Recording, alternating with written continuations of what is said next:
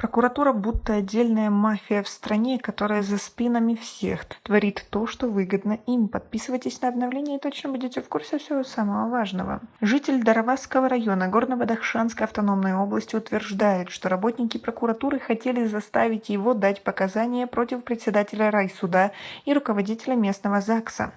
Сабершох Хасанов рассказал 15 июля, что эта история началась после возбуждения против него уголовного дела по 2 статьям Уголовного кодекса Таджикистана: злостное уклонение от содержания детей и подделка документов. После административного ареста сроком на 17 суток и выплаты штрафа в размере 14 тысяч самани обвинение в невыплате алиментов было снято. Второе обвинение касается якобы незаконного получения Хасановым свидетельства о рождении ребенка. Решение по нему пока не принято. Следователи прокуратуры хотели заставить меня подписать документ, подтверждающий дачу взятки председателю суда и заведующей ЗАГС. Они с самого начала нарушают мои права.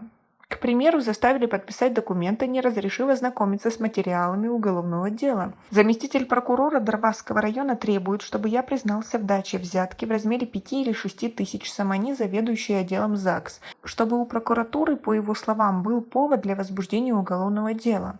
«Сколько ты заплатил денег председателю суда, чтобы он тебя освободил в зале суда?» «Ничего, подпиши этот документ, он снова освободит тебя за деньги», — сказал зампрокурора. «Я заявил, что никому никаких денег не давал», — говорит Сабершох Хасанов.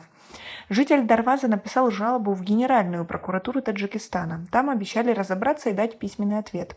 Сабершох Хасанов говорит, что о возбуждении уголовного дела за неуплату алиментов он знал, находясь на заработках в России. По его словам, он сохранил все квитанции, поэтому вернулся в Таджикистан, чтобы доказать свою невиновность. Однако на родине у него возникли другие головные боли.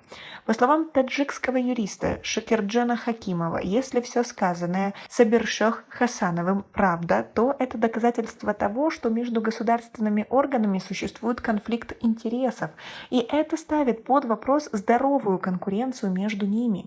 СМИ часто пишут об уголовных делах, возбужденных за неуплату алиментов и подделку документов. Однако случаи принуждения представителям одного госоргана, подследственных к даче показаний против представителя другого госоргана, довольно редки. Сабершох Хасанов утверждает, что не подписал предложенный сотрудниками прокуратуры документ, но хочет, чтобы этой историей заинтересовались правоохранительные органы страны. Как вы относитесь к такой ситуации? Мало того, что правоохранительные органы кошмарят местное население Таджикистана, так они еще между собой и другими госорганами не могут договориться и жить в мире. Получается какая-то внутригосударственная война и противостояние. Разве так должно быть в стране? Как вы думаете, как вы к этому относитесь? Возможно, у вас есть подобные истории. У нас пока на этом все. Оцените наше видео подпиской и лайком. До скорой встречи.